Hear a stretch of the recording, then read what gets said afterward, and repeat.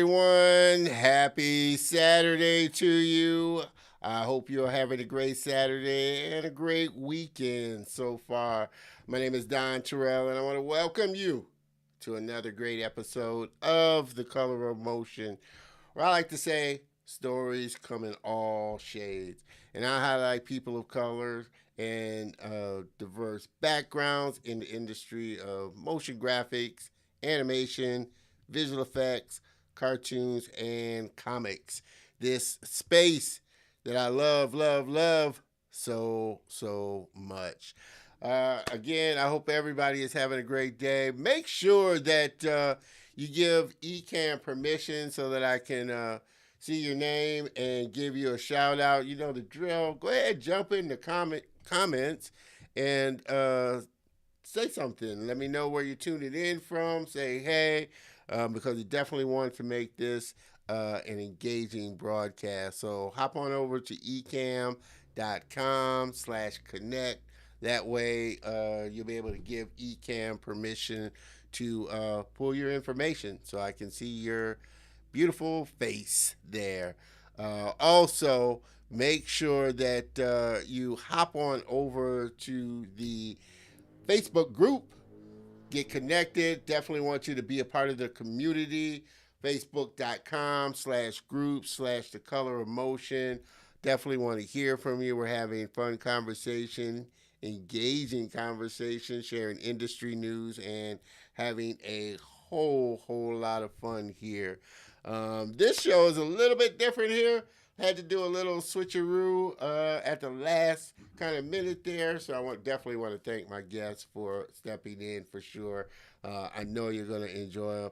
He was on season 1, so super excited to have him back on the show and kind of give us an update of what's been going on with him and all the exciting things happening. But again, I appreciate everybody tuning in. Again, make sure that you, like I said, hop into the comments, say hello. I'm just making sure that we're broadcasting on all the channels here, and it looks like we are for sure. Like I said, always like to make sure that we're trying and doing things a little different. Switching things up. Always like to kind of show a little behind the scenes of how the show's put together and everything like that. Keep everybody kind of engaged for sure. So definitely, like I said, appreciate you always being a part of the broadcast for sure. Also, make sure that you connect with me on my social channels. Definitely want to hear from you. Let me know what you think of the show. Connect with me. Got a lot of exciting things planned for the show this year, so definitely don't want you to miss out. Any guests you may want me to try and get on, I'm always encouraged about hearing that. Always working to try and get the best super talentedest. I don't know if that's a word. Talented, most talented people on the show. That's the right word. So definitely want to hear from you. Like I said, we stream live every Saturday afternoon, 3 p.m. Of course, on LinkedIn, YouTube, and Facebook. But I always kind of highly encourage everybody to get plugged into the YouTube channel. Hop on over, subscribe, hit the bell notification. Mainly comment, give a thumbs up because I definitely want to hear from you. And there you can check out all the great content going up on the channel. Check out all the past great guests that we've had on. And we've had some great guests on and going to continue to have some on season 2. So definitely don't want you to miss out on anything. Like I said, if you'd like to support the show, the channel, definitely I always enjoy a good cup of coffee. So, hop on over to my buy a coffee and support the channel. Buymeacoffee.com/Don Terrell. It'll definitely help me to continue to level up the show, level up the channel, and bring the best content I can to you always, as always. Let's see what else. Like I said, there's so much going on with the show, and I definitely, like I said, don't want you to miss out. And it's growing. The channels are growing. And we're just going to step it up even more this year with everything that we're doing for sure. So, again, I definitely want to, like I said here, get some feedback from you. Always, as always, this is, an interactive show. So, definitely want to hear from you as well. But I'm super excited. Again, for my next guest, like I said, he crushed it in season one. Great friend of mine, doing some super work, and just such a great guy to kind of step in at the last minute and be on the show. Apologize, my guest that was originally scheduled had some traveling issues that he was having to take care of, so ended up having to do a little switcheroo. But don't worry, he is going to be rescheduled and coming back on the show. Mr. Downtown DeMille, appreciate you as always, brother, supporting the show and always tuning in uh, and really supporting the show. It means a lot to me for sure. It's such a great guest, and so looking forward to having you back on as always as well. I love having past guests on, really updating them with what's been happening with them and watching the success that they've been having. Uh, Always makes me feel good for sure. So, like I said, with that, I think I got pretty much all the housekeeping stuff out of the way for the most part, and we're just ready to bring you that. Let me see if I got this right here. Wow factor. We're always looking to bring that wow factor, for sure. I haven't played too much with those graphics, but I always like making it an engaging show and always working to do new things and keep you engaged for sure. All right, all right, all right, all right. We are ready to rock and roll. Like I said, I can't thank my guests enough. Definitely, we've had a chance to build a great friendship over the year, and really have enjoyed watching his success along the way for sure. My next guest has a big love for people and everyone's unique story, which feeds perfectly into his career as an illustrator and character designer. Born on the beautiful Isle of St. Lucia and raised in St. Thomas, both great islands. I've had a lot of fun there when I went.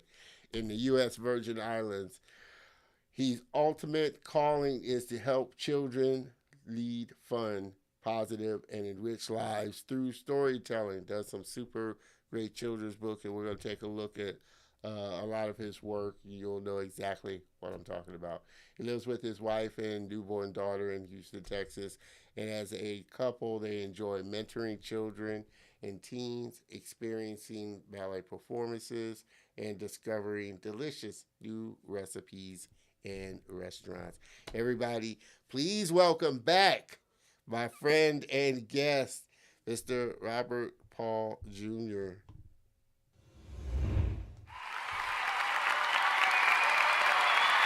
Robert. Appreciate you being on.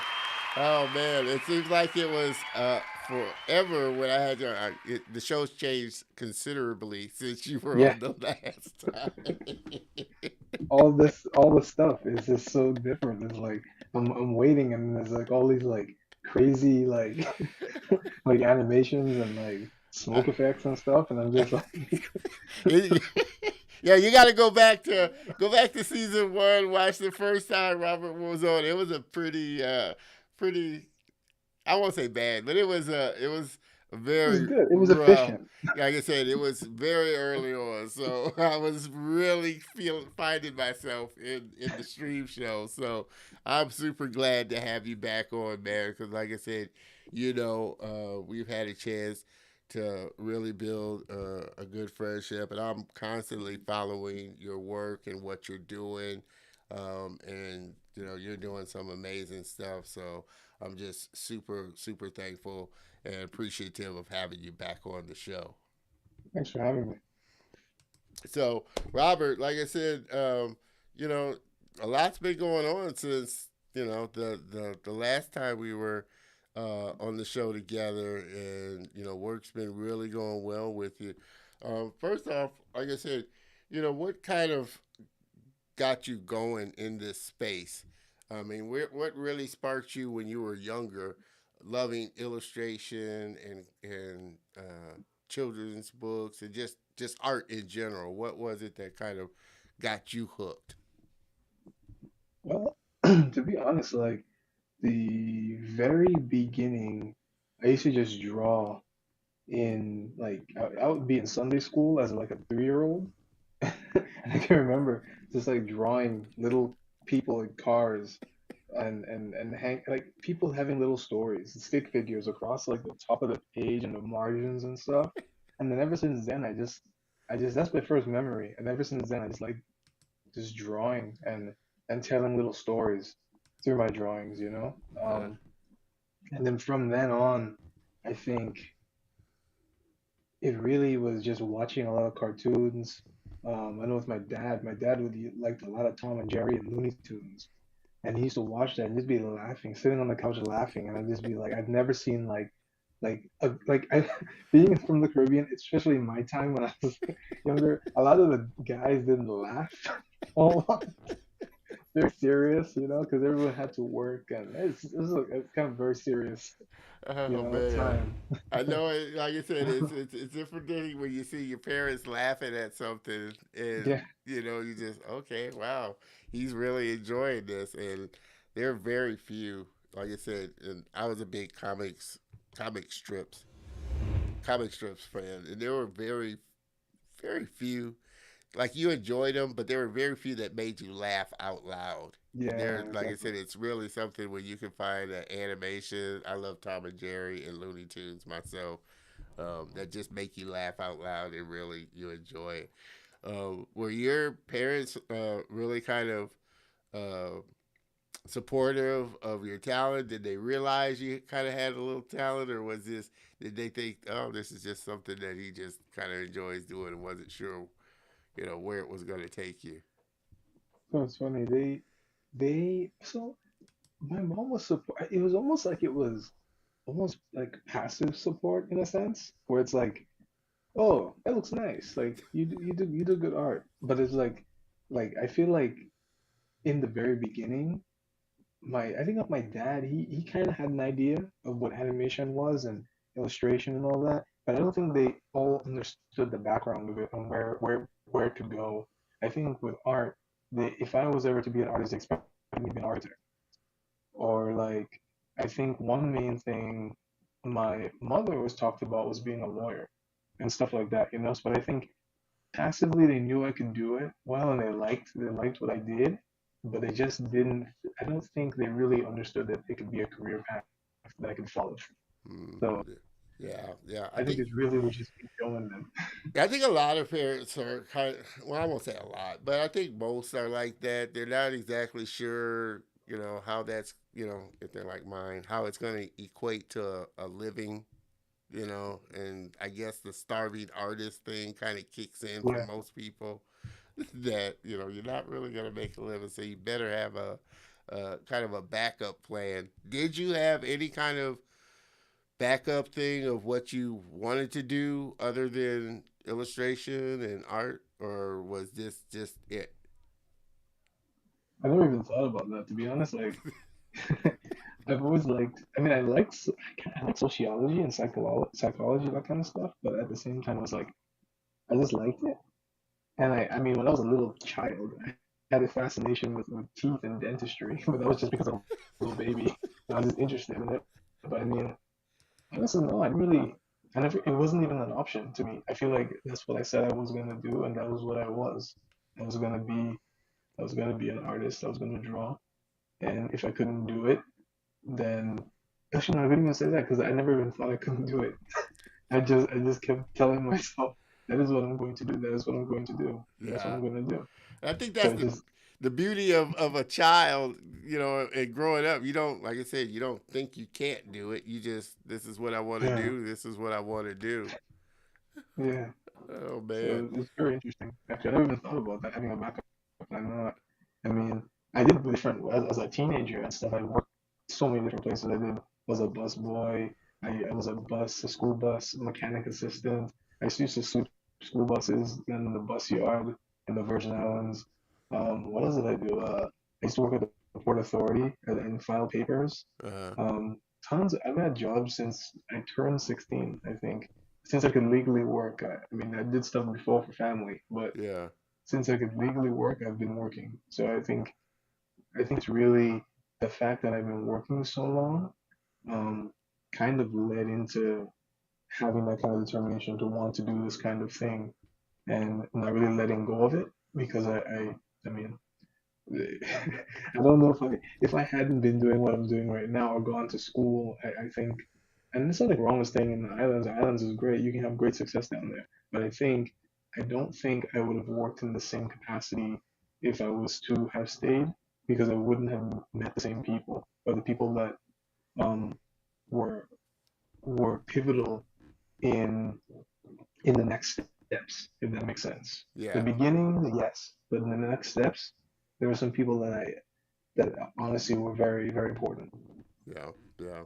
And with that, who would you say was a pivotal kind of person that really kind of shifted things for you?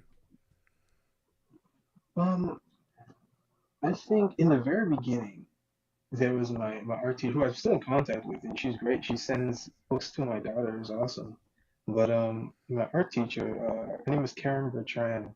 She was huge on me cultivating my skills from early. And she just kept telling me and nailing in my head, like you know, this is you're gonna do well. And I just drawing, like, you know, obviously I was very unlearned. I didn't really, you know, I didn't like go to the point. I didn't go to figure drawing or really understand anatomy the way, you know, like you see like kids drawing that, yeah, this is not, it was nice for my Yeah, age or where it was, but it wasn't like, you know, amazing from looking back, you know. And it's like, okay, well, she said I could do that, and that encouraged me a whole lot. Um, Also, you know, and I think my my mom always said this, which is interesting. She always told me, um, which I don't know if a lot of people take this well, but she said that you get what you work for. So my no, mother always told me. that's good advice right there. You get what you work for. With that, like I said, I'm gonna have to drop a bomb on that one. You know, I always like dropping No, on that's stuff new. like that. I always, you know, give people that is great advice. You get, and it's funny you said that uh, because I listen to a lot of self development. You know, like Tony Robbins, that type of thing. And there's one quote that he kind of says that his mentor um, had said to him, "Life will pay any price that you ask of it. So Mm, whatever price interesting. you ask of it, life's gonna pay it. You know. So if you don't ask Interesting. much, life's not gonna give you much. But if you ask a lot and work for it, you'll get it. Mm, yeah, So the that's action always a behind good that. thing. Yeah, A good that's thing. awesome. Um, That's pretty cool. what? But I guess like pivotal. I guess like I would say like when it comes to like pivotal, I think there was a professor. He's passed on since. I think he passed away this year. But he was my animation professor, my animation one professor in school, and he was the first person, or one of the first that ever told me that that I could um, that I could have a career in animation. He was the first one, and ever since then, it really just encouraged me, you know. Yeah, But I think really that was one of the first. yeah, yeah. So His name did is you his name go is Troy to? Gustav. Did you go to art school and like art education here in the states, or was that back in the Virgin Islands when you were going that you started getting like art, you know, art lessons and things like that? How old were you when you moved over here to the states? Even though you know Virgin Um, Islands is U.S. so in the Virgin Islands, I had art class when I was in high school. And I had a bunch of art classes. They wanted me to just do art classes. You know, especially being a senior because of what my art teacher wanted. She had me in three different classes as a senior doing art classes. Yeah, yeah, Um, and I think. I ended up moving to the States when I was either, I think it was 19 or 18, right out of college. Not college, I mean right out of high school. I think it was 18, 19 or 18. And I went to college, uh, and that's, yeah, so I mean, I spent the first 19 or 18, no, I spent the 18 years of my life in St. Thomas. And then when I moved to the States when I basically became an adult. Yeah, yeah, So my adult life has been in the States. yeah. Well, you were saying that you don't think you would have had your life would have been different had you stayed in, of course, St. Thomas. Do you feel like the industry um, now, I guess, with doing work digitally, it kind of doesn't matter, but it is good to still be kind of around or in where the industry kind of is. Do you think the industry is growing and more students, kids are really getting interested in the islands on animation, illustration? Do they feel like that's a growing thing over in that area?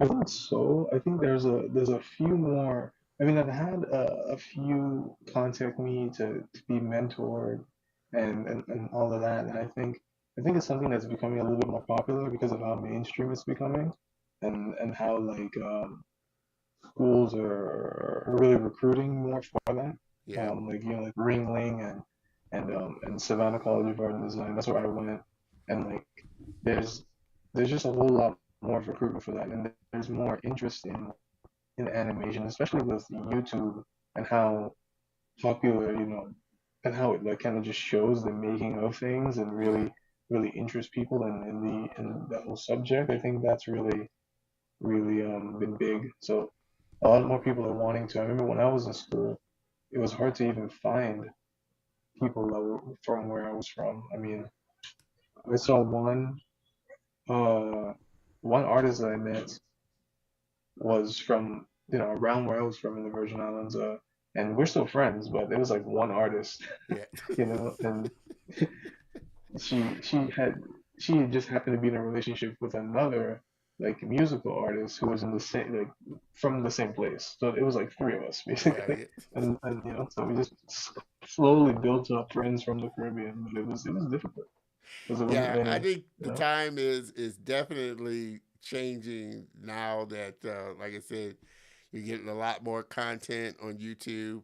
You're getting a lot more online schools, Hmm. like Animation Mentor, Noman, some of the other ones so many of the other ones that are starting to come up or crop up where, it gives a lot more people that aren't going to be able to necessarily get over here to the States or something like that, get a lot of access to training as well. Again, for everybody just jumping on, having a fun conversation with my friend Robert here, season one guest, definitely coming back on to really share with us again. What are your thoughts? I mean, what was your experience like going to SCAD? Oh, this guy. Oh, before I even say that, can you hear my daughter crying? Can you hear her? He's got a daughter now. His daughter is She doesn't want to take her nap. he's So this spoiled is his daughter. Now his daughter can't take a nap without him. So he's definitely, if you hear her crying in the background, it's Robert's fault because he spoiled her yeah, to where yeah. she can't take a nap without him. It's been 3 days, 3 days of 3 days of this, and we're working through it. But Ah, the joys it's of father. Hey, they say enjoy this time because there'll be a point where she won't want to be around you. She'll have her own things that she'll want to yeah, do. yeah. So The thing is, she's really a good nap taker. I mean, honestly, like she goes to sleep.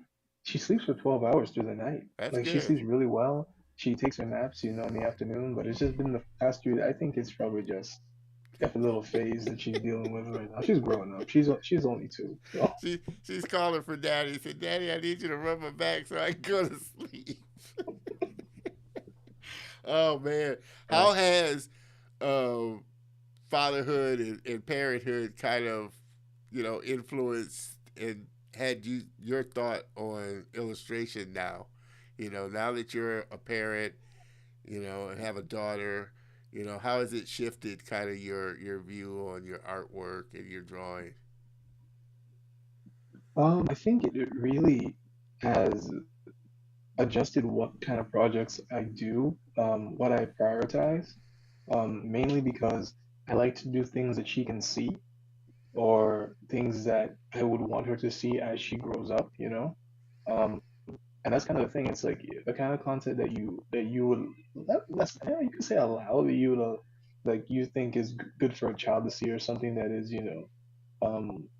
that is acceptable for you think that a child that you're raising is into an adult or a functional adult, Yeah, something that is uh you know acceptable would be something you want to work on because it'd be yeah, like if I work on something that's just like ridiculous, like it's just like it there's no there's no there's no good story, there's no there's no moral compass whatsoever in the story. It's just like a complete nonsense or completely just like it's not even just nonsense, but it's like there's no like if I'm working on things that aren't good, yeah, like why would I? Because I can't be like, oh, hey, this will be fun. This is what Daddy worked on. And she likes the things I draw. yeah, Like she's interested in it. When I draw, she wants to draw too.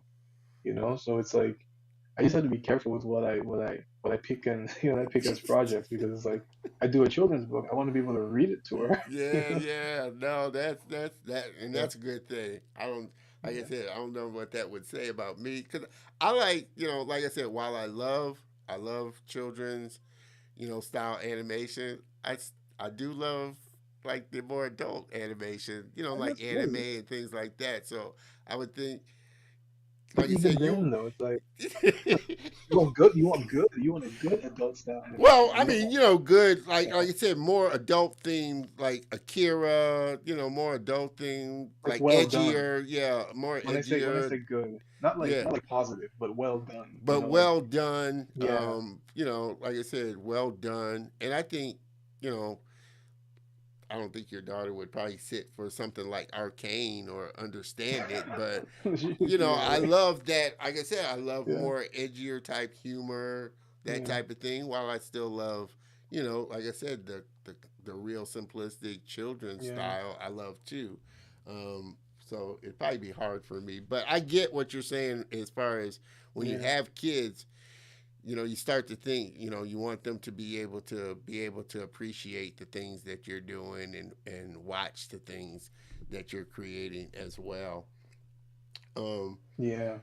But I think like even in the future though, like if I was to create something that was more adult, like a more adult themed thing, like what do you call it? Like an arcane or something like that. Like I want to make sure that the show is good. Like it's not just something that I just kind of did yeah, and like she's not gonna enjoy it. It's like, will my daughter like this? Or even when she grows up, even we, if I held it for her for the future when she's 25, will yeah, she enjoy watching this? And that's yeah. kind of what I think about. It's not even just now, it's like the future. Future, yeah, for Yeah. sure. Um, Now, like I said, and we were kind of, talking a little bit about this before the show. You do animation as well as illustrating for, character design and animation as well. Is there, as well as, illustrating for children's books, is there one kind of discipline you like more than others? Because you do a lot of like children's books illustrations. Is that kind of the thing that you enjoy the most, as opposed to if it was animating or just say straight character design? Somebody say, okay, I got an idea in the story, I just need some character designs. I like both. Um, I do like sort of the freedom of children's book illustration because you also get to do character design before you start the book. Um, but I do like sometimes just like, doing the characters alone where you don't have to do all of the environments and paint everything out. But I will say that, yeah, I like both. I think they're pretty equal Yeah, because in order, I mean, I'm really a proponent for character-driven story. So it's like before I even do a story, a lot of times it's like that the character, the motivations, and all those things are really important to me. Yeah, So doing that, um, it really, it really just leads into character design anyway, and then yeah, also into the illustrated children's book, knowing the story and illustrating the pathway through the book. I think, yeah, so they're both hand in hand in my opinion, yeah, yeah. You depending also on if it's character based. you also also enjoy the collaboration process with the author as well. I mean, is that something that's uh, an enjoyable process for you? Yeah, I think it's nice. I mean, you don't, it's funny because like in children's book publishing these days, you don't, a lot of times you don't even interact with the author. Really? Okay. Yeah, you don't. The publisher, an author gets a book deal, and then they pick an illustrator to illustrate that, and then you get the illustration book deal. Um, and it's funny because like with, I like interacting with authors, and it's funny like the people that they've paired me with. It's crazy. Those are the kind of people that I like working with, which is really funny how it just worked out. And those kind of, I mean, I try not to talk about the book because you're supposed to go through your art director. Yeah. So I don't talk about the books with the author as much. But a lot of times, like they'll go on my social media, they'll like my stuff, they'll message me, and they'll be like, you know, I saw some of the stuff you did. It's awesome. Thank you so much for what you're doing. You're really bringing my book to life, and it's nice to hear those kinds of things. Or they usually the ones that correspond with me pretty well. They don't even say my book; they say our book. Wow. And Wow. it's really cool to hear that because it's like it goes hand in hand. I know that, as an author, you create something, but if an illustrator illustrates it, it brings it to life visually, which is a Yeah. huge thing. Yeah. Um, uh, and I know this because I mean I've written something that I'm going through the editing process of right now, and it's like if somebody else was to illustrate that, I couldn't look at them and be like, "This is my story. You're you're just the illustrator." You're just the I'm just illustrator. like, No, that's a hard thing. That, like I said, that would be definitely somebody you wouldn't want to work with for I've sure. So, seen that though. Like there are some I have some there's some illustrators I know that they've had books done and the it goes on like a huge it goes on like Jimmy Kimmel or one of those shows or whatever, yeah, and like yeah, the author doesn't even mention anything about it. And it's like a mention like that could change someone's life, life, on a yeah, show like that. They could change their work life. That could get them work for forever, yeah, something like that. But it's like sometimes it happens where it's like, I mean, sometimes it happens where they just forget, it's like they're on the show, they're like, oh, I'm on the show, it's awesome. But it's like when you, he said this got lost some in of the them, moment, forgot all about you. It's like, that well, happens. hell, I did the But illustrations for the book. How you gonna forget about me? And to that point, like I said, I saw your post. Congratulations on the author that was on Ellen, oh yeah, showing your yeah, yeah, book. For all of you that just tuning in, sitting having a great conversation again with my friend Robert Paul Jr., children's book illustration, character designer. Just recently did a book. What was the author's name again? Oh, Robert. So Bobby White. I mean Sam. So Bobby White is the father of Sam Sam White, and he's Sam White is kind of like he's a boy who did like an internet rap about the ABCs and teaching kids how to do their ABCs, and became very viral. So they got noticed from all kinds of places. It was huge, um, and they got given a book deal, or they got offered a book deal and they wanted me to illustrate it. So I ended up illustrating the book, and it before I illustrated the book, they talked about it on Ellen. Ellen was, looking forward to it, and then they went back on Ellen, and they showed the book, and they Yeah, talked about the book, and yeah, it was awesome. So I think, and I've been, I correspond with Bobby, the dad, and he's a cool guy. I mean, he's a real good guy. good guy, and he really wants to, represent positivity, and as well as that he's he's not one that wouldn't give you a shout out. Yeah, If yeah, he had yeah. the opportunity, which is nice.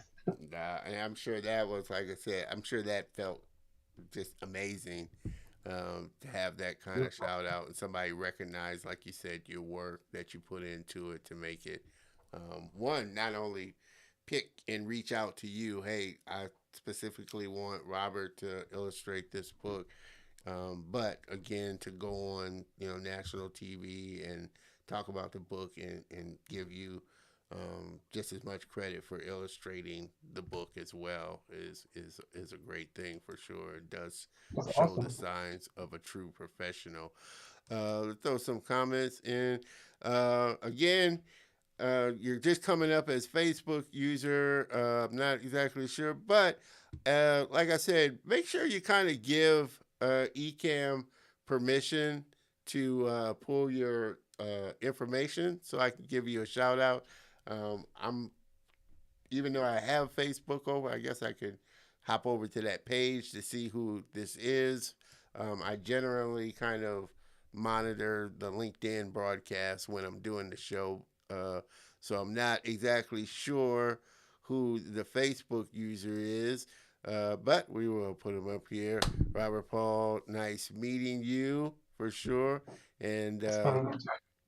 obviously he has a show or a podcast because he'd love to interview him also. So he'd love to interview you as well. So that's a great thing. How good was that? I mean, for did you see with that kind of uptick in just people wanting to work with you, like you were saying, with just recognition and people, because like I said, in between the first time you were on the show and now you've, like I said, obviously been doing a lot of work, a lot of great work. And again, we're going to check out some of his new stuff and some of the books he's illustrated. Has that been upswell for you, with just in the recognition and people reaching out to or specifically requesting you to work with? You know what? From being on that show, from seeing the book on the show and my name being on the screen like that, I didn't see an instant upswell. I will say, however, in publishing, because it was on the show, um, more publishers know about me now, and because of that, I there are more projects coming through. But then at the same time, it's like I have so many projects that it's like a lot of times publishers will see that because they see all of the publication. They're like, oh man, he got a deal here, he got a deal here. It's like, oh, he's gonna be too busy, so they don't even they don't even contact you sometimes. But and that's what my agent was telling me. She was like, sometimes they do that, but I mean, I'm currently working. I mean, I have four books that I'm currently working on, and then there's a fifth one that came through, which was a kind of like uh, a partner book to a current book I'm working on. Mm, And I think it's certainly that. I mean, that has done something, and I think it's more behind the scenes because when you're dealing with the audience of the Ellen show, a lot of times it's like, it's daytime TV, yeah. so it's like it's I don't think the everyday parent is gonna call me and be like, hey, I want you to, work on this thing. Yeah. It's Yeah. usually gonna be a company, or it's gonna be like if they message me, it's gonna be someone who's doing a self-published book, and they'll ask me about it, which is not as easy to do those anymore because I've been doing so much publisher work where it's like at this point, um, I like to put everything through my agent, Yeah. but a lot of times the age, the rates will scare people away. Yeah, I'm sure you. It's like, can I just deal with you directly? So yeah, so that's the kind of the thing. So it's like, um, That's a good that, thing to that be yeah, able talk to my agent. You know that alone right there is a qualifier. If they know it's a they got filter. if they know they got to deal with an agent, then they know your rates aren't like just somebody off a Fiverr. That's the thing. It's a lot of times. A lot of times, like if I'm thinking about doing one of them, like I'll be like, you know what? Let's see. Let's have them talk to an agent. Let them talk to Christy real quick and see what happens. And then they'll go over to her and like, you know, either they won't say anything back ever again, or it'll be like, yeah, like have him. I had stuff that it was self-published, like Yeah, yeah, yeah, situation where she sent it back to me and was like, hey, they're interested. And I'm like, oh, okay, cool. So it's yeah, like it's almost like a sense of they respect the craft once they go through her. yeah, yeah, But it's interesting. But yeah, I haven't been doing those kinds of books for a while because of mainly because I've been doing so much publisher books. And yeah, also, when you have an agent, I mean, at least with my agent, um, in my clauses, it's like I can't just pick up any book. I yeah, have to talk to them, be like, okay, if it's a publisher book, it I deal with my agent because this is what our agreement is. yeah, If it's not a publisher book, um, I don't know if that self-published person is actually dealing with an agency and just calling it self-published or yeah, what. I don't know. So that all that needs to be taken into account. yeah, yeah, yeah, for sure. But yeah, Mr. Downtown Demille, very true. Exposure like that is a game changer. Yeah, like I said, it I think in the like Robert was saying, in the publishing world, it probably it gives him a lot of weight because he's, like I said, a published book. And, would have been interesting had he got on Oprah, and that'd have been an Oprah type of. it's funny because it's Bobby has Sam's dad has actually been reached out to by her. Oh, really? So Okay. yeah, so there's it's interesting. The thing is like you never know where something will take you and who you know and who you meet. So it's funny that interaction occurred because it's like when and if Oprah gets a hand on the book and sees Robert Paul Jr. on the book, it'll be like, who's this? Who's Robert Paul Jr.? Yeah, maybe And we then might need even to get Oprah's mouth. Robert on and talk to him about his illustration work there. That's the thing, you just never know. So it's cool to see that. But I will say this though, in the vein of the question you asked earlier about just the exposure thing, there was a project I did work on, which was character design for a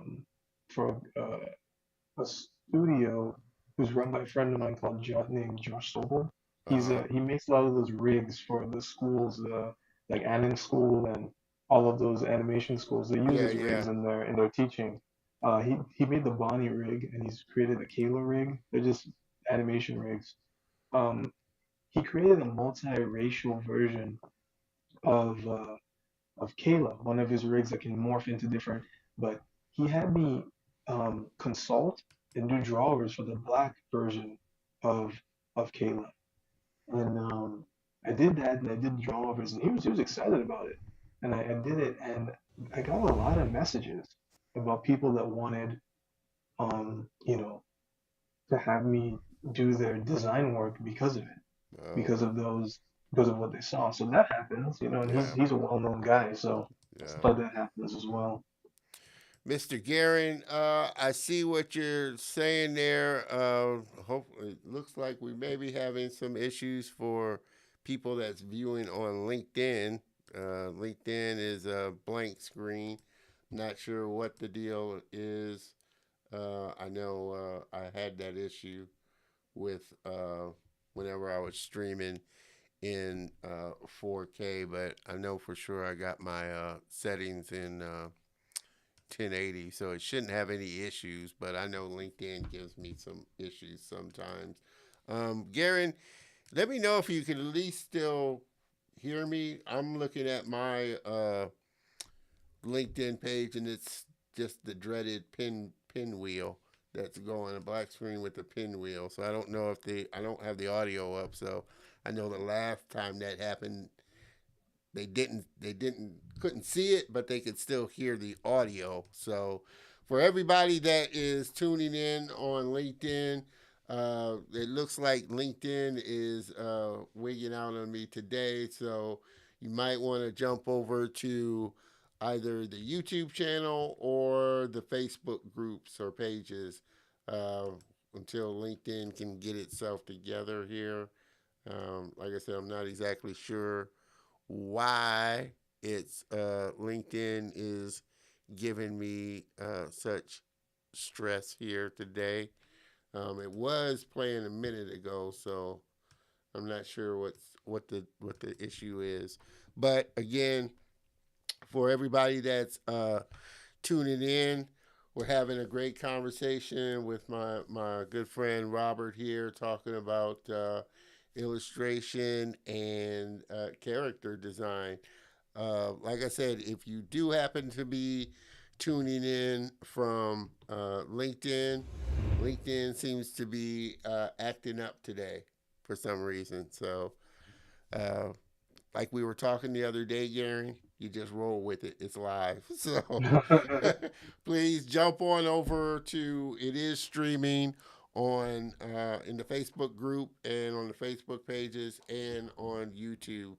Uh, for sure. So you can hop on over and check out the episode there while we're going on. Let me make sure. Yeah, we're still going live on the Facebook groups. So I'm not having an issue with Facebook.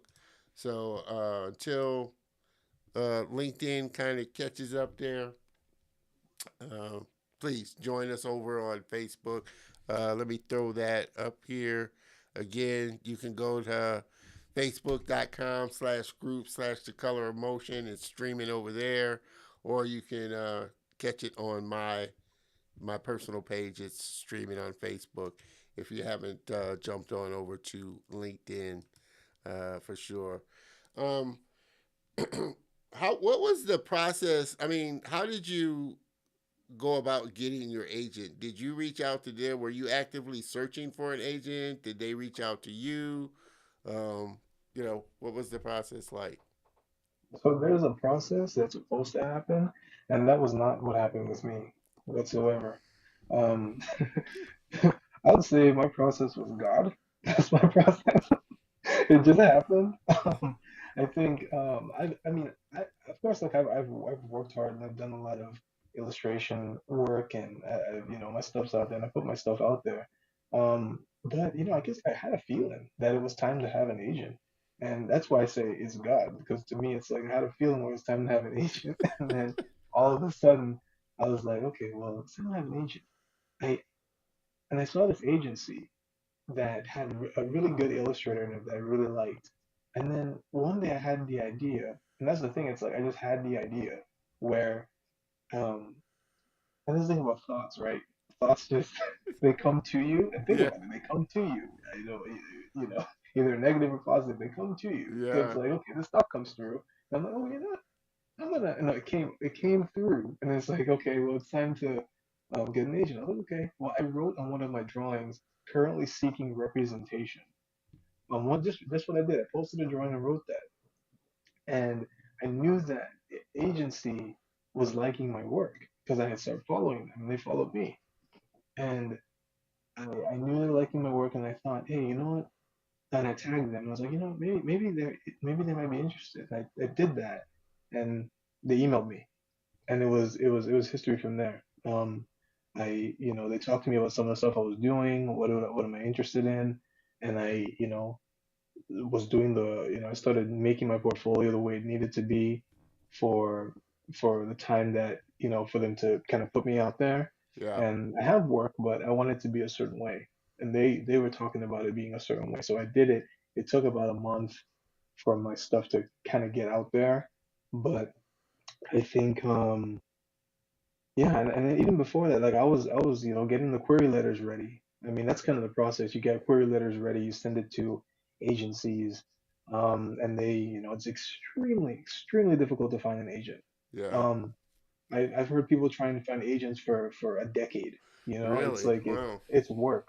And that's why I say it's God because like me, you know, like what's so special about me, you know, that I got an agent. You know, it's like it's just like Obviously, a lot. Like I said, and I think like you said, God plays a lot into it, and it just really was the right time. And I think it's you know, it, it definitely it would seem to me take the load off of, like I said, negotiating, dealing with clients, and dealing with people that want to do work, or the self publisher that reaches out to you on LinkedIn or Facebook, and you gotta know your wants rates you, and stuff. It's a lot yeah, of work. wants to Yeah. undercut your rates and things like that. So, um, did they um, obviously? Well, I won't say obviously, but I would have guessed they would say, what do you feel like you would want to charge for your illustrations, or did they have a already set price in mind of what their going rate of what they charge type of thing, or was that So it's interesting you ask that question, but it's like it's most it depends on the publisher to be honest. Each publisher pays differently. You kind of have so the only thing that's solid in terms of pay is if someone goes over the amount of time on like ridiculously, then there is a set rate hourly that you get paid, and that's what the agency deems as the value of your time. And then of course they'll tell you, and you'll be like, oh yeah, that sounds good to me. That's what I said. I yeah? was like, that sounds good to me. So So so when we a author comes to you or comes to Mhm. your agent, they do it as a whole of what the book is, like charging by the project of what the book is, or is it by the page of how many illustrations they're thinking that they're gonna need you to do? so with children's book publishing, it's usually the publisher coming to my agent.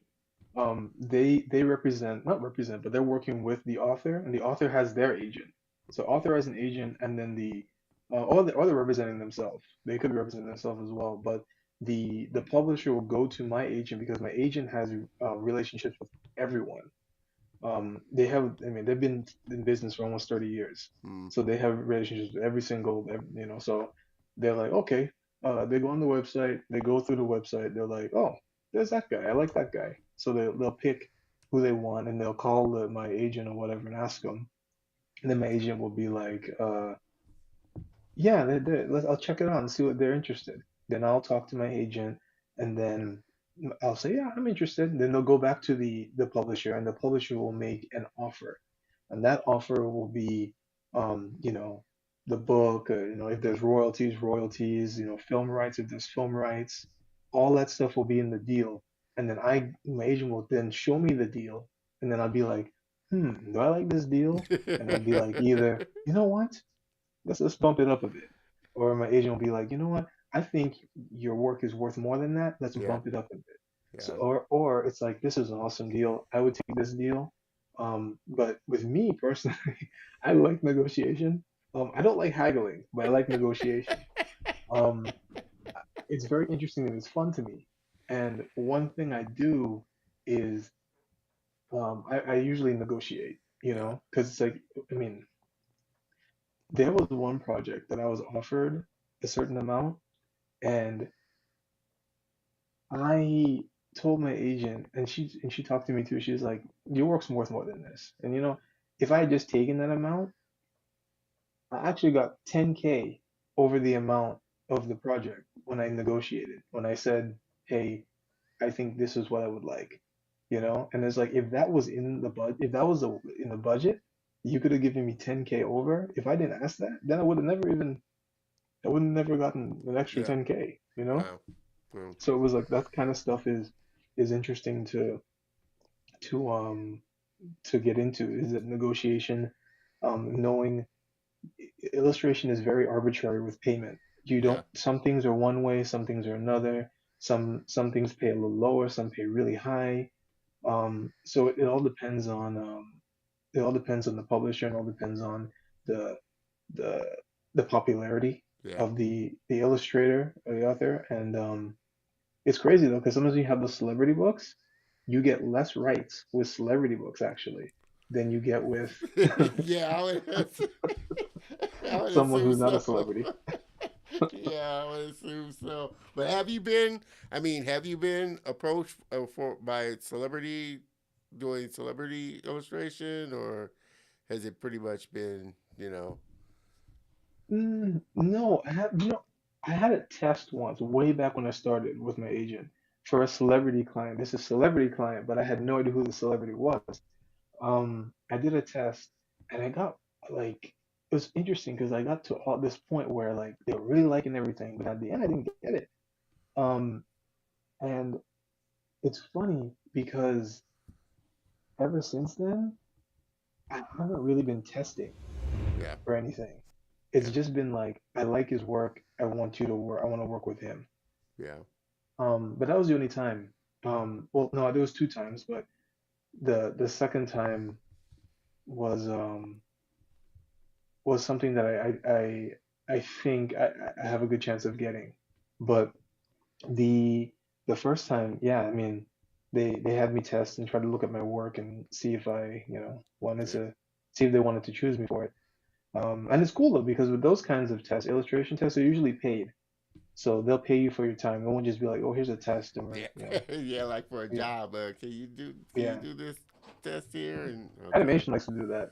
yeah, Animation be like, uh, well, we'll uh, have you test for 2 weeks and yeah. Nah, we don't need you, man. I put in two. 2 weeks, no food in your Oh man. Well, have face. you come? I mean, have you come or anywhere close or relatively close to say like um animation deal or something outside of the illustration where the book might be opted for, a series or something like that type of thing. Yeah, I have rights to film and TV rights for one of the books I'm working on right now. So they're close. They're thinking about doing that with the thing, or I mean, I know that's Yeah, probably something that's like you said is in your contract, um, but they're yeah, they're actually thinking about it. okay, Yeah, they're cool, thinking about it. So they're thinking about creating this particular book into a show from the book. And this it's just a thought, they're thinking about it. And in that, the author got film and TV rights from the publisher, and in turn, gave me film and TV rights in my contract. So if I was to ever pitch, I can pitch the book, and the story um, to a network if I wanted to. And my oh wow, agent has some relationship with some networks and stuff, yeah, and I've been able to pitch certain projects here and there. So it's been good to have those openings. yeah. Uh, but yeah, I mean, So with it's, that, it's I mean, obviously, like I said, it's worked out for you, Robert. Is that something that you would encourage and I guess most is that the like you were saying, it's very hard to get an agent, but is that something that you feel like uh illustrator or person really should have unless they're the negotiator kind of type?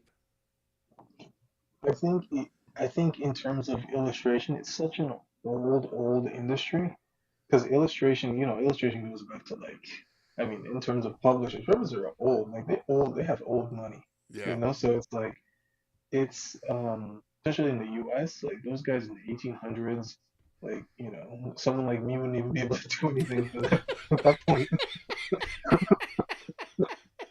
I'd be out back or It's something, like because I don't think so. yeah, so It's you think about old. it, it's like This is old family money here that's passed down.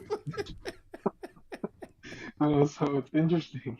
Um, so it's interesting that's even the case. But I mean, like, yeah, I mean, an agent usually has connections that unless you're an established illustrator or you just know people, Yeah. or you've done something like, you've worked for like Disney or somewhere like that, whose your work is just out there, and you can be like, oh, you've had like a higher enough um, a high enough spot at Disney or somewhere where your work is out there and you're in Yeah. art of books and stuff, where they're just like, oh, we've seen your work. Yeah, like that happens. But still, like having an agent um, helps you have the clarity of mind where I can email my agent and be like, okay, what deals do I have? Who needs to pay me? And like, what's going on? And then be like, okay, this. If it was just me, it's like, okay, I have to do all this, and then I got to do this and this and this, and it's like you have the agent to help. Then the agent also has a lot of sense. Like there's a project that came in, and I'm working on so many. I'm working on 4 children's books right now currently. That I just got another deal. But it's like there's a book that came in and like yeah it looks nice on paper but it's like I looked at how much work it was and then it was right in the middle of everything that I have to do and Yeah. to me I'm like yeah let's take it so I can I can make sure that you save you say okay, well, my savings will look nice let's just take it and then the agent was like Robert don't do that like it doesn't seem smart. Like, don't do that. That's not smart. And I was just like, okay, I won't do it. Like I That's a value good her agent that input. looks out for. Like I said, that's a good agent that's gonna look out for you. Because some would be like trying to And ride you like a she would get horse. You paid. know. I mean, she would get paid if it was for that. And the thing about her too is like she's really good with negotiation where it's like she makes sure I get enough that I don't really notice her cut. So it's like that's the kind of way she is, and it's cool to have an agent like that, man. And she looks out for us for real, man. Like That's good. if anything was to go down where, you weren't getting projects or whatever, she she'd send a blast out and be like, you know, Robert's twiddling his thumbs right now. Yeah. Yeah. And because I've worked for other places, they think, oh wait, he's twiddling his thumbs. Let's try to do something, and it's like I haven't had to do that yet, but it's nice that she's like that. No, Um, yeah, you definitely wanna. she's real good, man. Yeah. She's a good No, one, you and that's why I definitely. say God. Yeah. It's God. So I'm like, how do I get an awesome agent? And I'm just like Yeah. who Yeah. Trust me, we've heard what? enough. Heard enough horror stories from actors and stars that their agent is just Yeah, not a good agent. Maybe good about getting them stuff, but they're the yeah, ones that skimming off the top or stuff like that. that's right. Again, everybody just tuning in. We're having a great conversation with Robert.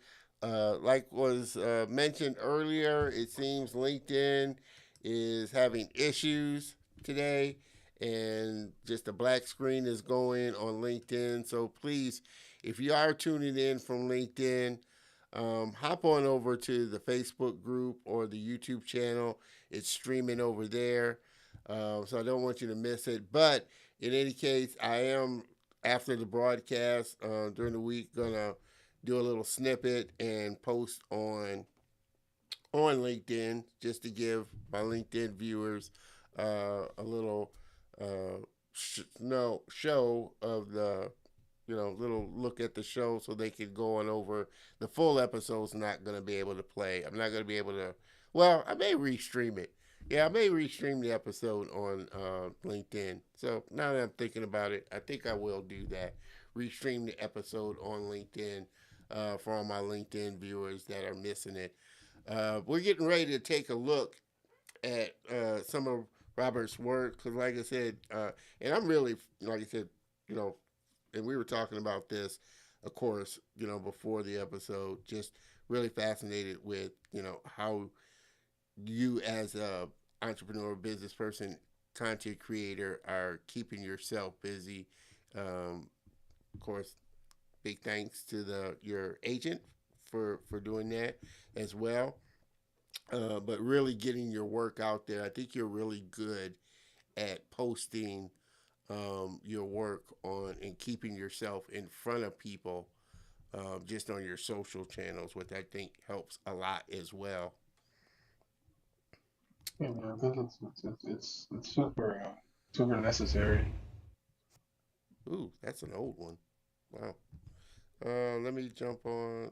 That's I'm getting myself off track here. We're gonna jump on over to here, back over to here. Live Oops. shows. Yeah. I think LinkedIn's throwing me off here. Okay. But hey, like I was saying on my guest appearance, live streaming is live. You have to roll with it and things come up. But we're good. We're taking a look at some of Robert's work here. Just some beautiful illustrations for sure. Um, how would you describe your style if somebody would ask you um, kind of what your style is? Like you said, it took you a while to get your, or it took you a little bit to get your, or a month to get your portfolio looking the way you wanted the illustrations to, for the books you illustrated to look. Mm. Um, my style, I would say, is energy, is energetic. It's not like a style. I can polish my work pretty far, but I don't like to. And I think one thing I like to do is have a lot of line-based gesture in my work, but then kind of, almost like you splash it with some color, you know? And I think that's really something that I enjoy doing. Um, and I think lines just show so much of a character's personality, even before you give it color. And I mean, I like color too. I like bold and very uh, captivating colors, but at the same time, I think it's really I like line-based work, line-based loose work. I would say loose too, yeah, line-based and loose work Yeah, because it kind of shows the energy of what I'm working in. yeah. Something that's kind of watercolory is really Yeah, that's how I was. my I was style. thinking that myself. Really, kind of a watercolory feel to Yeah, it. wash, And like a nice wash, watercolor wash to it, and that's kind of like how I like to work. Some of my favorite artists work that way, and like Claire Keane, she can be really, really um really tight with her work, like really painterly and tight. But like some of her best work to me is the watercolor, just like quick wash kind of stuff. It just looks awesome. yeah, Very little, very little lines. Not so much line work, but more so. I mean, not so much line work in terms of like constant line drawing. But yeah, it's like you have a nice swoosh and then this and then that, and it works really well. Just put it together. yeah. And that's It, kind of how I like to draw. well, I think it has.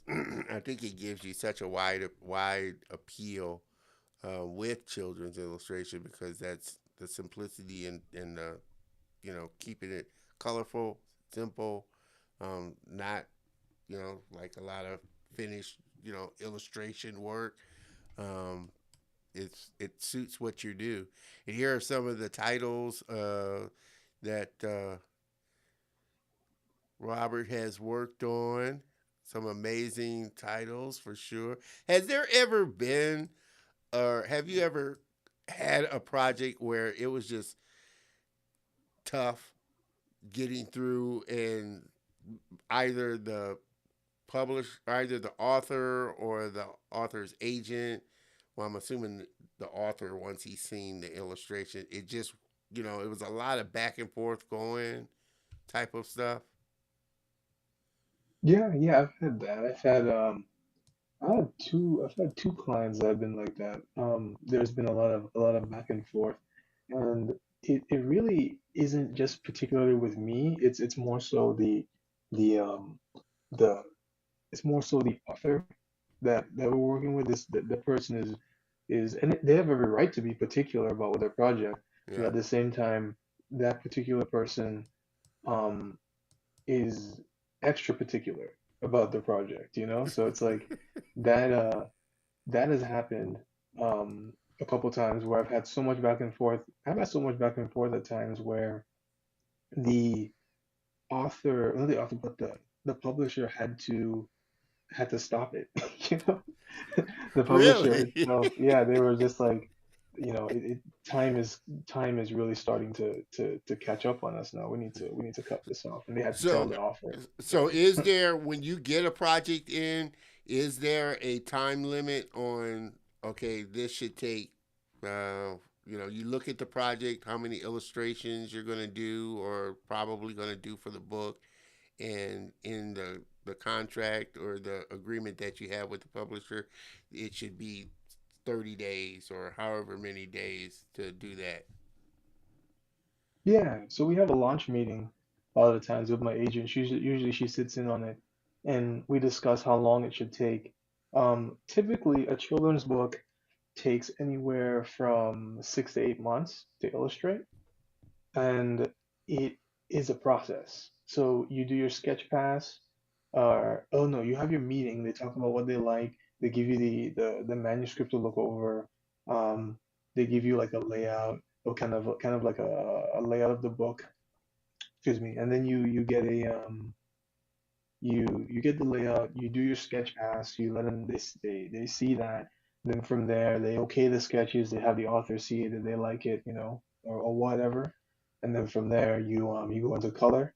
Sometimes they want to see rough color, and then yeah, it's just really the back and forth. And I think one of the main things is publishers take some time to get back to you because they Okay. have to go through all the different um avenues. Well, let's say like the copy editing, the copy people need to see stuff, see if it works with the copy, and then you have to have the author see it, and then the art director also has to show it to the team that's working on the book. And it's just there's a lot of that. And then the specialists, like if it's Harriet Tubman book here, Yeah. like there's a special like a Harriet Tubman specialist that's Yeah. on the To book. make accurate the Yeah, information to make be. sure.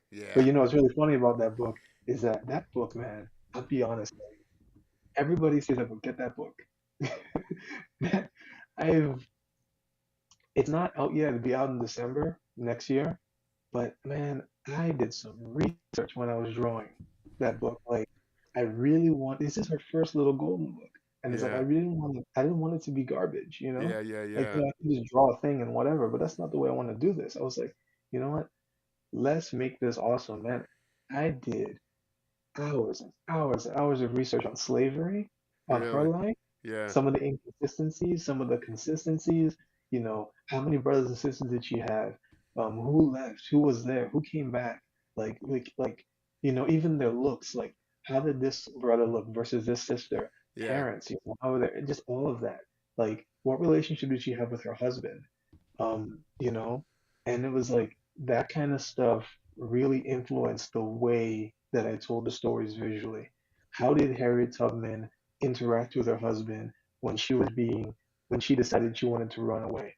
Did she have a good relationship with this man, or Yeah. was this man part of the problem?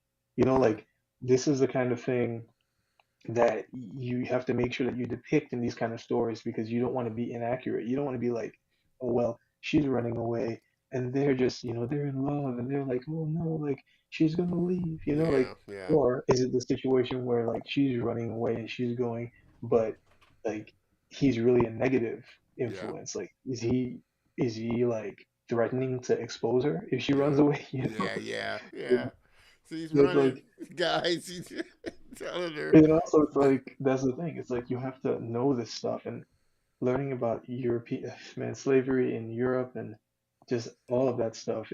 It's really hard. It was hard Yeah. to hear it. I heard stories from slaves that wrote stories from actual slaves, Yeah. That wrote and their the thing is like story. Yeah. yeah, and the thing is like some of it's recorded, and it's because it was recorded in the 30s or recorded, in the Yeah. 60s. People that lived in the 60s, some of them just, I mean, they were children, Yeah. During the during slave, like I said, yeah, they were part of the yeah children on the plantation. old men and women, yeah. Yeah. Like if Children on the you were, let's say, plantation. 80 years old in 1960, like you were probably you were a kid. You were 10 year you were like a little child Yeah, during you're during probably out in the field with your parents, more than likely, you know, you know. so And I've heard it's not that, far like I from now. said, and it's funny, like I said, and I think most people, like I said, they're a couple of, especially my age, and older, they're a couple of generations, like my grand, great grandparents, and I even think my grandparents worked on a plantation, for a period. So, not very far removed from slavery, and No, like you said, when you hear the stories, how long did this actual project take you from getting it to finishing it? wow, how long will this project take me? I think I got it in March of last year, and we kind of went through it. and then I started it a few months later because I had another thing I was doing as well.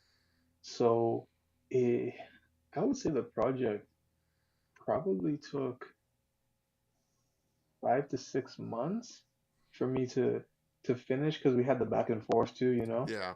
Yeah. Um, but I think yeah, it took around that time, and I did a lot of research while doing that. So I think, and then even while drawing, you know,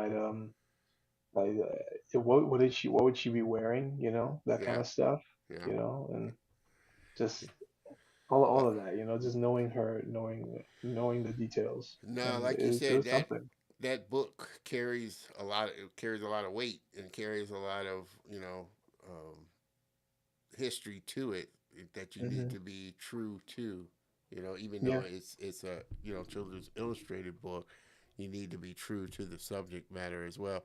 Do you typically tend to? I mean, number wise, as far as projects working on at one time, what do you tend to kind of keep it at?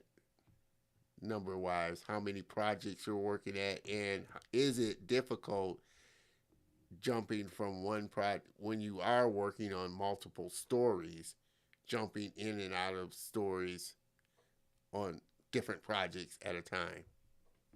I'd say four. I like to keep it four, maybe five at a time. There's one time I was doing seven, which was kind of a lot, but it was so getting into this, as I was saying, I kind of, you know, I got into it like my agent, I got my agent and everything, and I needed to make a foundation for myself, knowing that, okay, I've gotten in here, everybody was just like, I just got all these offers, you know, so it was like, okay, I'm taking these offers. Every publisher is going to have me in their in their system, and that's what's going to happen. So seven seven projects, took them all at once.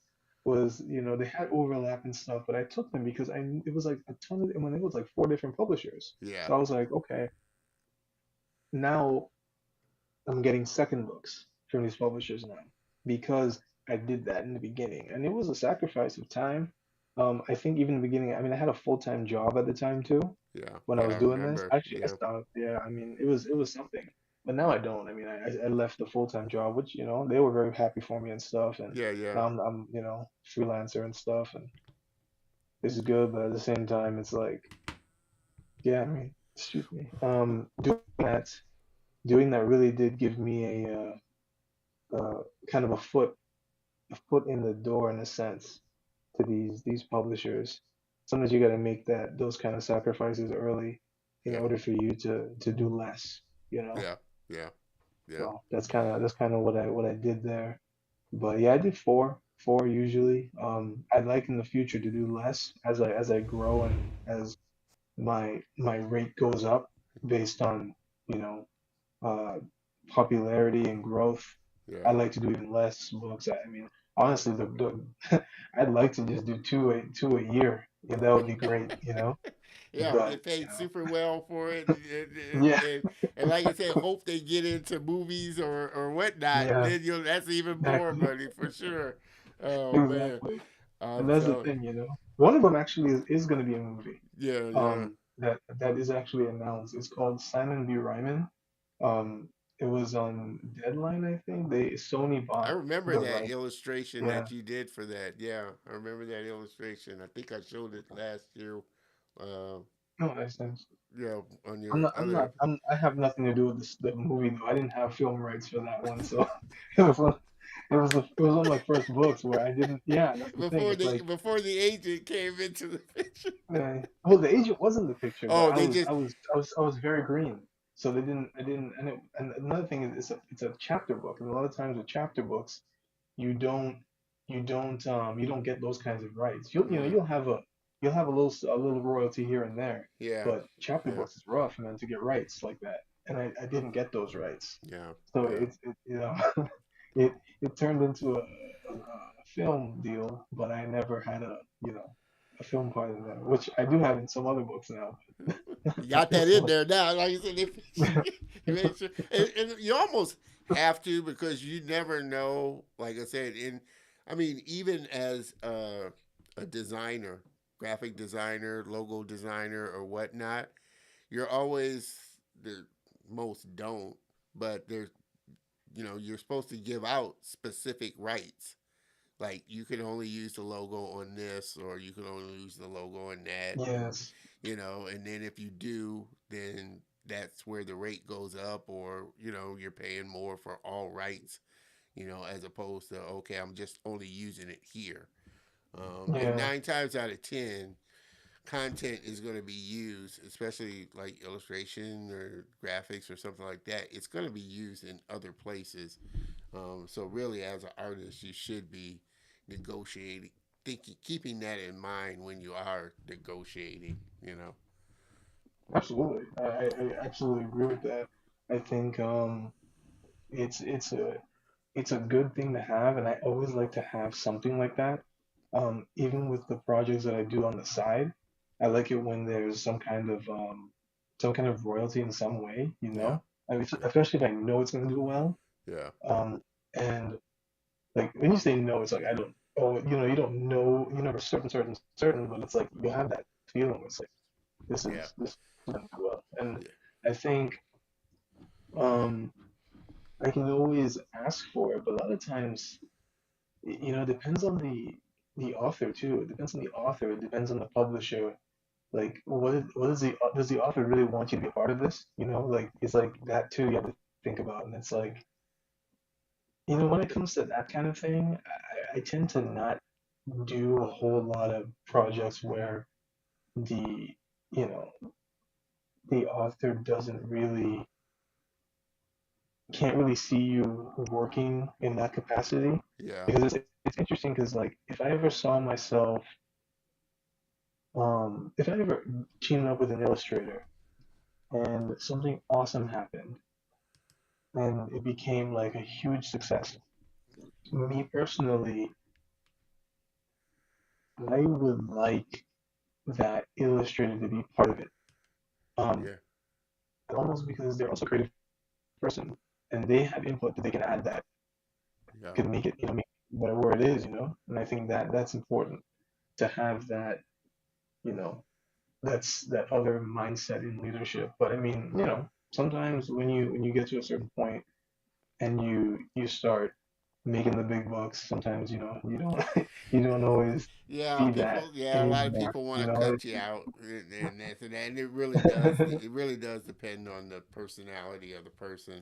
Some people are just like that. Some people, like I said, don't have a problem with, like I said, bringing you in, giving you a cut, giving you the props of the input that you put into it, which, like I said, definitely goes a long way to, you know, what it says about the person's personality. A lot of people, like I said, when big dollars get involved, that's when they start. I don't want to give them a slice of this, make it. there's enough pieces of the Yeah, pie for even though everybody, there's man. Like, way more there's enough no, pieces to go around, they want to eat the whole there's pie and enough. everything. Yeah. So I've had it's a guy I actually know that's like that who says that. Like my friend, my good friend Kevin Milburn, like, and he might even be watching this, but that's a good guy, man. He always tells me there's enough pieces of the pie for everybody, and everybody. he's always like that, It's like he always says that, and he works at Sony. I think he's a production. I think he's like a head of physical production, Okay. an executive at Sony, and he's just real down to earth, awesome guy, But he said that's what he says, man. He's uh he's he definitely says it all the time. But I do think so. I think it's very important that when you work with people that are good people, keep them around. And I also have another friend. His name is Keith Knight. He actually, if you watch Hulu at all, he has a show on there called Woke that came out, and they're coming out with a new second season. I met this guy when I was like 15 or 16 years old in the Caribbean. He came to visit and do a show, and uh, it impacted me when I was a kid. That whole thing. And then I reconnected with him later, and he became, he got a show, so it was great. And Yeah. he always told me make sure if you meet good people, even though that person may not be the most talented in the world or whatever, keep them close Yeah. because there are a lot of people that are out there that are going to want to come in and get their kind of just get their piece of whatever, which is it's good to have a piece, but at the same time you want to share that with people that are going to be solid with you along the way, that Yeah. are gonna undercut you and Yeah. treat you that Yeah.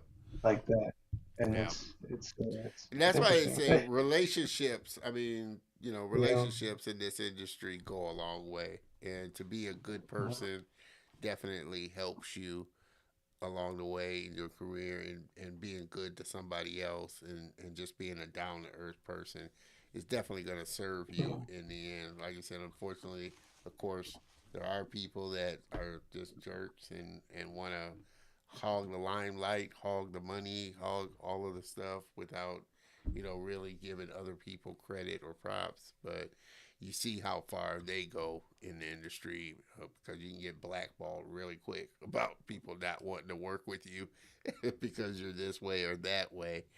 Uh, Yeah. Another islander there. Hello, my brother, Mr. Raul. Yeah, brother. Yeah. Irie. Oh, man. For everybody, again, still sticking with us.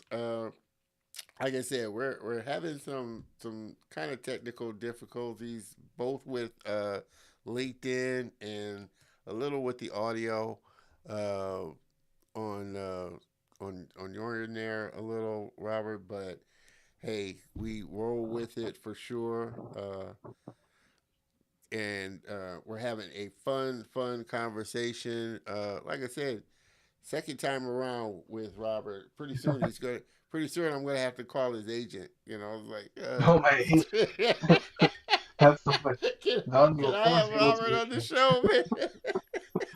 You'll always be able to reach me, Don, at all times. And that, like I said, hopefully that goes to being a good guy, man. I got my, it feels good to have a direct number to you, man.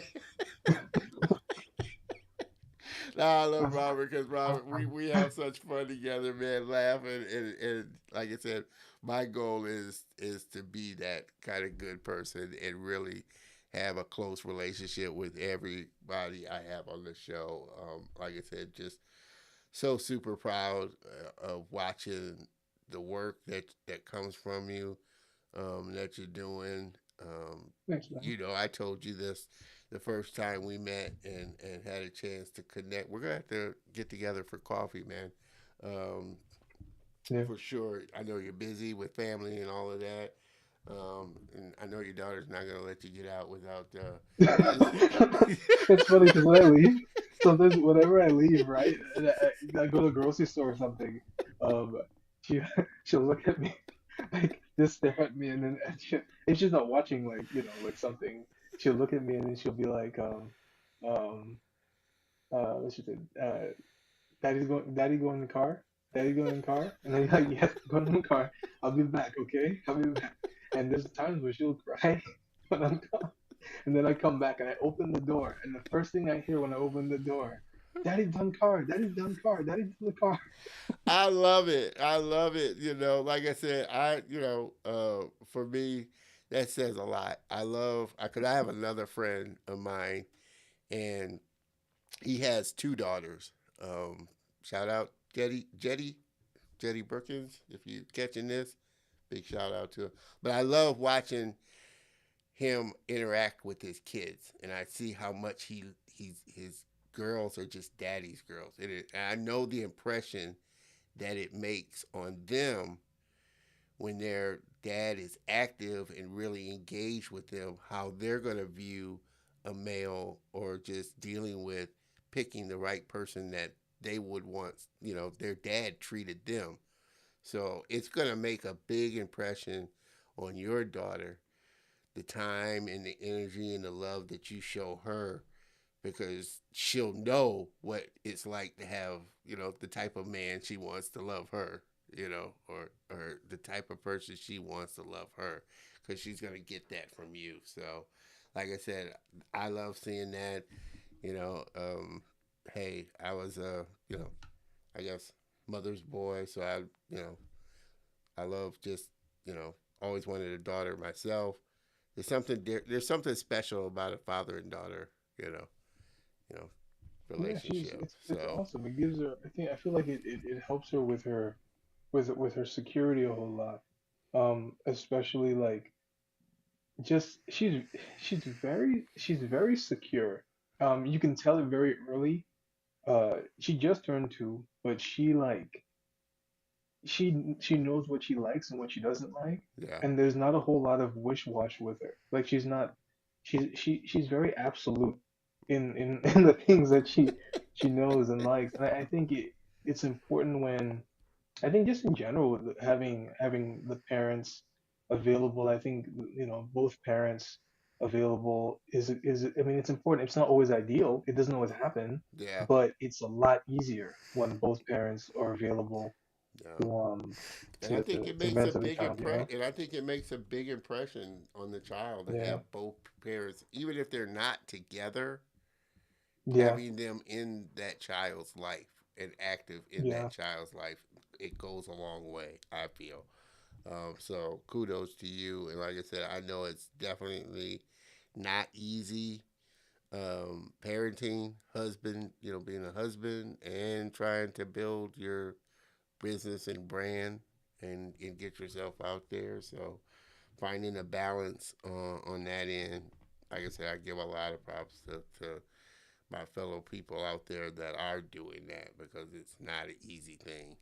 And it's It still, is not easy. There's a lot of ups and downs in the whole process, but it's like, it's you put work into it. Sometimes you can't do as much work as you want to do, because, you you can't sacrifice family time or sacrifice, taking daughter on walks or just any of those kinds of things. oh It's like yeah, yeah, it's and but the thing about it is like it's trial and error too. It's like I am not perfect at all.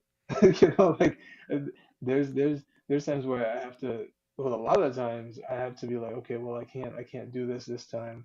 Like next time I have to do it, yeah, or I have to, and that's the thing. It's like I'm working toward not having to be like that, yeah, and it's like, but then but then there's things that I cannot ever compromise on, where um it's like being able to talk to her during the day, or being able to interact with her, period. Like yeah, I can't do that. Like I can't say, okay, well, I'm not going to interact with my child today. That's yeah, ridiculous. yeah, And it's like you can't do that.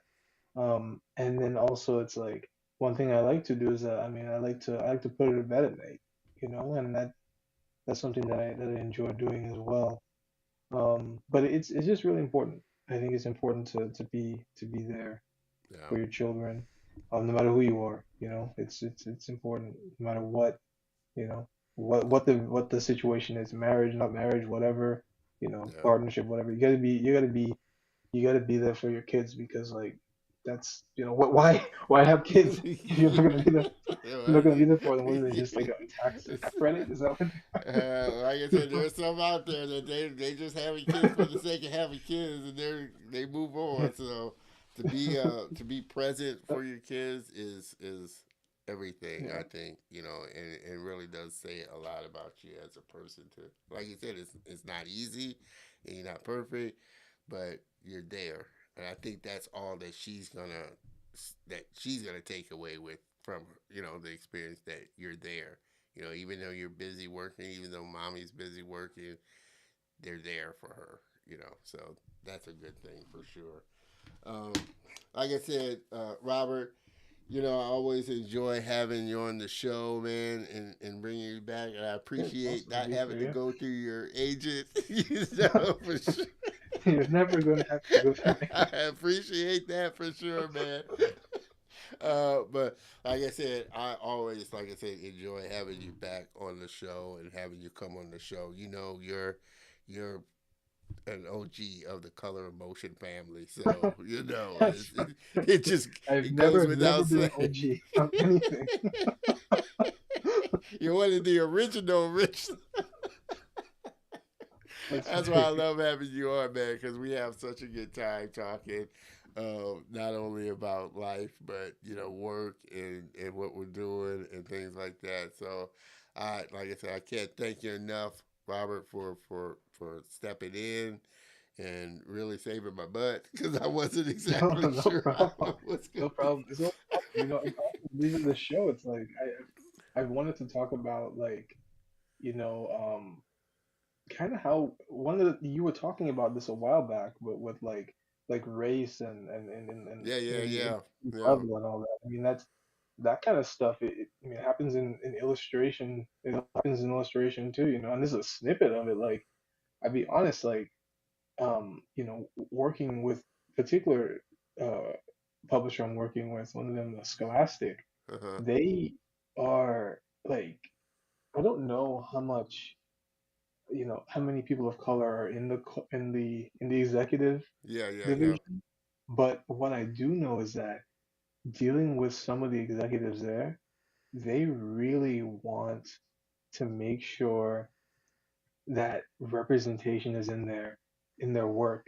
And it's not even just because of, the quote unquote popularity of it, Yeah.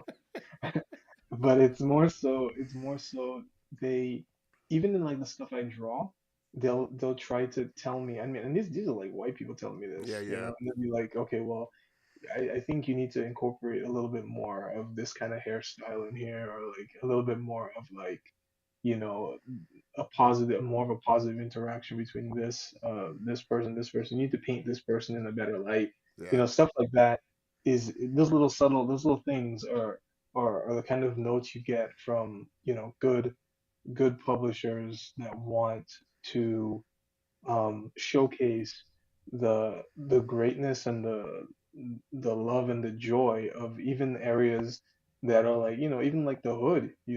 Yeah, yeah, Like, yeah, yeah, you could live in the hood, but yeah. it's not just It's rough. yeah, it's It's not like you all have a nice, murder. Yeah, murder and death and no, families just it's killing. not. That's what I was saying. There's Even in that, you'll find great stories and good you have, people. yeah, So it's like it's not the greatest situation, but no. even the not so great situation, there's an ice cream truck that comes around, Yeah, and yeah, yeah. Candy don't miss the ice store and cream man. Like all the stuff that is just cookout, typical of any. Miss So and So, all the people that that are part of your upbringing. Like, I mean, I didn't grow up in any rich environment in the Virgin Islands. Like, I mean, I grew up in one of the not so rich sections of the Virgin Islands. Not Yeah. no, they don't even take tourists to where Oh, where I really? was raised. It's wow.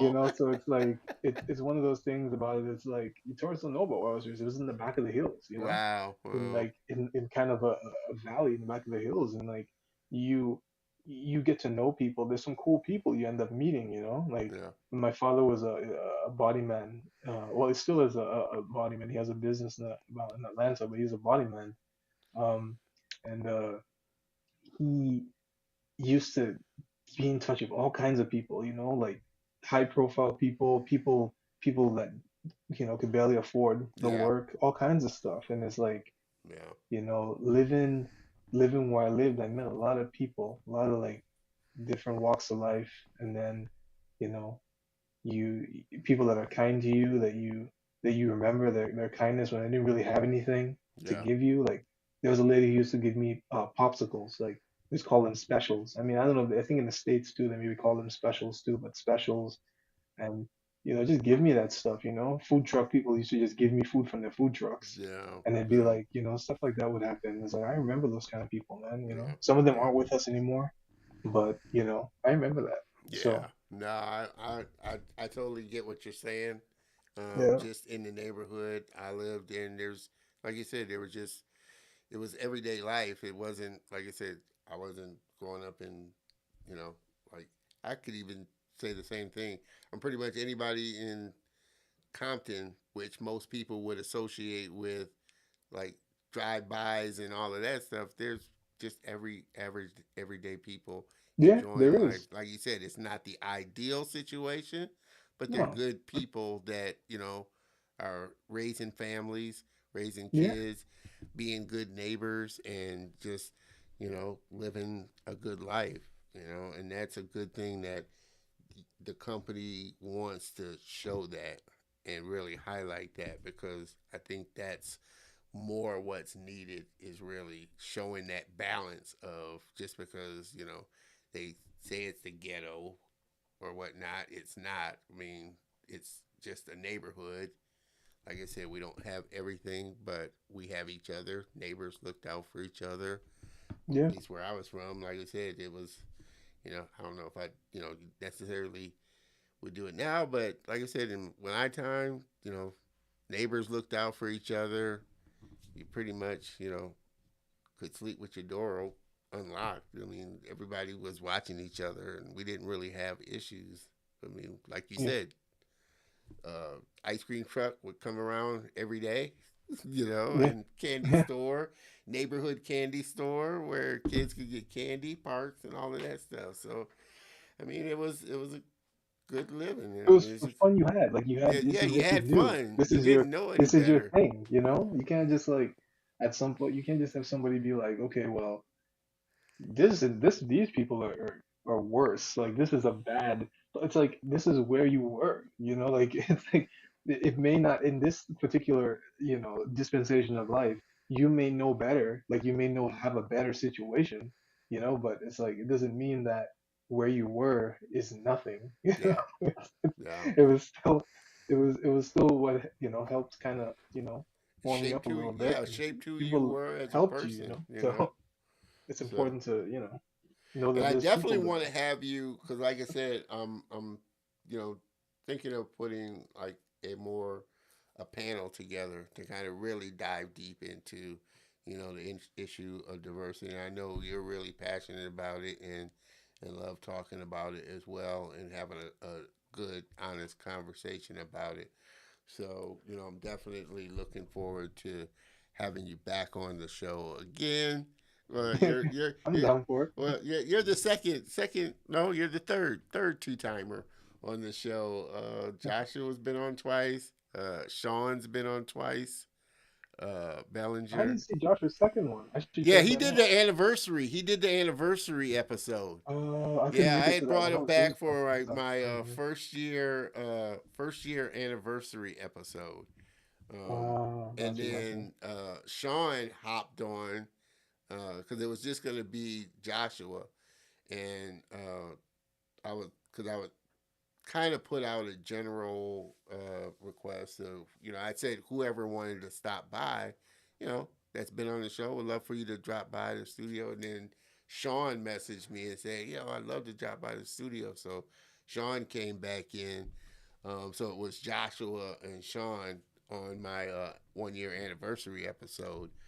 Um, and so it's just you three right now. But I'm always tell everybody I love having everybody that I've had on, all my friends that I've had on, back on, because I do want to highlight just where they're at now, what they're doing, the things, because everybody's working on great things and doing great Hmm. things. So I'm always about highlighting that as well, and just catching up and having them back on, for sure. So Oh yeah. definitely, uh, I'm going to reach out to you again and have you back on, because I want, like I said, I do want to do like a panel, kind of almost a larger panel than what I kind of did on the anniversary show, but a much larger one with a bunch of people on, having this kind of conversation and really digging deep into diversity, where we're at and where we're going, type of thing.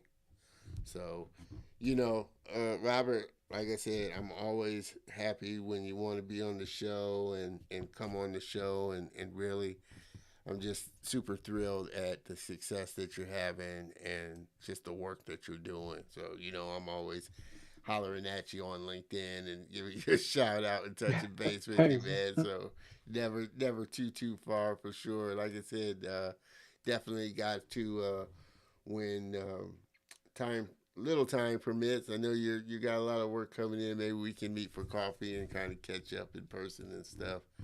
um, Yeah, for sure. and just rap. But if you could hang out for just a few minutes while I close out the show, I appreciate it there, Robert. For sure, for sure.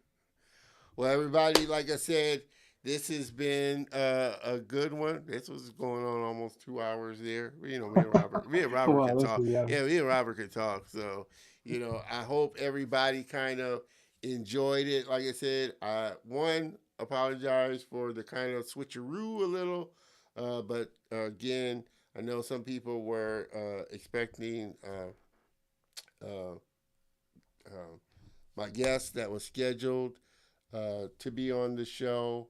But he will be. He had some travel issues that he was doing, and we'll have plan on having him back on for sure. Getting him rescheduled, but always a big ups and props for Robert for agreeing to come on at the I reached out to him at the last minute, but he was gracious enough to come on. So everybody, it's been fun. Everybody, please help me thank my guest and friend Robert for being on the show. Robert, like I said, I can't thank you enough, man. Absolutely, man. Thanks for having me. For That's it's sure. honor. It's an honor that you even reached out to me. I mean, you had the whole world to reach out to, and you contacted No, me. Thanks. man. Like I said, you're one of the OG ones I can always count on. Like I said, while I love all my guests, I really do, and have a great relationship with trying to have a great relationship with all my guests. Like I said, you're one of my favorite ones, and we're always rapping, messaging each other through LinkedIn and stuff. So, like I Sure. said, I kind of figured I can count on you, but I knew you, were busy. Plus, your daughter and family. So, like I said, I appreciate your daughter giving me a little time with you there. Absolutely, yeah. My wife has been very, very gracious to Yeah, to and your have me wife right giving me a little now. time as well there for sure. And like I said, I'm just super excited to get you back on the show later on this year. Again, everybody, please help me thank Robert again for being on the show there. Hang out for me for a minute there, Robert.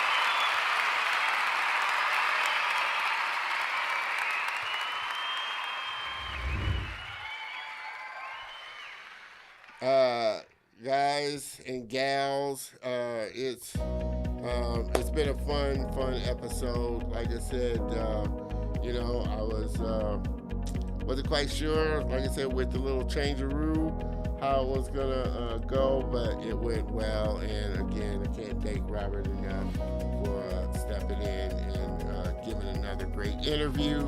I want to thank you, the guests or the viewers, for tuning in. Again, make sure that you get plugged into all the communities, the YouTube channel.